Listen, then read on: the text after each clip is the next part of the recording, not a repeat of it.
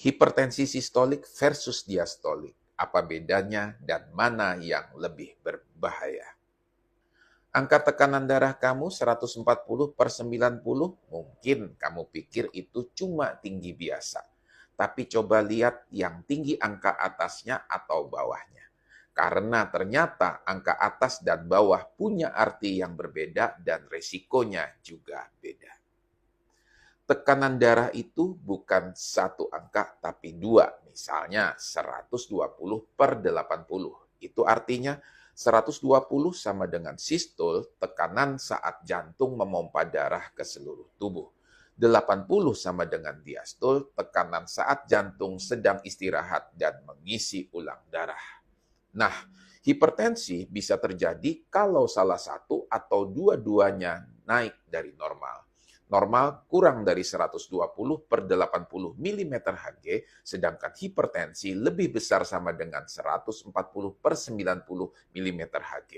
Tapi yang menarik, tidak semua hipertensi itu sama. Ada orang yang hanya angka atasnya tinggi, itu hipertensi sistolik. Ada juga yang angka bawahnya tinggi, itu hipertensi diastolik. Hipertensi sistolik itu ketika hanya angka atasnya yang tinggi. Contoh 150/80 mm Hg. Ini paling sering ditemukan pada orang berusia di atas 50 tahun. Kenapa? Karena seiring bertambahnya usia, pembuluh darah makin kaku dan tidak elastis. Akibatnya, saat jantung memompa, tekanan naik tinggi. Resikonya apa? Banyak studi termasuk Framingham Heart Study menyebutkan hipertensi sistolik adalah faktor risiko utama stroke, gagal jantung, dan penyakit jantung koroner, terutama pada lansia. Jadi, jangan anggap remeh kalau angka atas saja yang tinggi. Sekarang kita bahas hipertensi diastolik, yaitu angka bawah yang tinggi. Contohnya 120/95 mm Hg. Ini sering terjadi pada usia muda, terutama yang banyak stres, kurang olahraga, atau konsumsi garam berlebihan. Kenapa berbahaya? Karena tekanan di pembuluh darah tetap tinggi bahkan saat jantung sedang istirahat. Ini membuat dinding pembuluh darah terus tegang. Lama-lama bisa terjadi kerusakan ginjal, retina, hingga otak. Resiko serangan jantung dini meningkat. Beberapa studi menyebutkan bahwa pada usia muda, hipertensi diastolik punya efek kerusakan organ yang lebih silent tapi serius. Nah, pertanyaan paling umum, sistolik tinggi versus diastolik tinggi, mana yang lebih bahaya? Jawabannya tergantung usia dan konteks.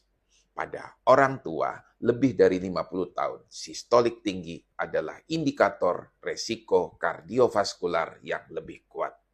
Tapi pada orang muda kurang dari 40 tahun, diastolik tinggi seringkali lebih berbahaya diam-diam karena bisa merusak organ tanpa gejala.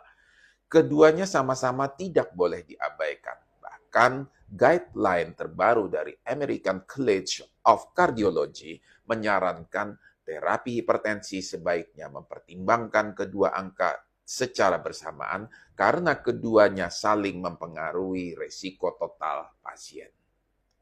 Kalau kamu sering lihat angka tekanan darah seperti ini, 140/90, 130/95, 150/85, artinya kamu sudah masuk kategori hipertensi stadium 1 atau 2. Dan kalau kamu masih muda tapi angka bawahmu sering di atas 90, jangan anggap enteng. Lakukan ini. 1. Cek tekanan darah secara rutin minimal seminggu 2-3 kali. 2. Catat hasilnya, lihat polanya. 3. Konsultasikan ke dokter jika ada kenaikan konsisten.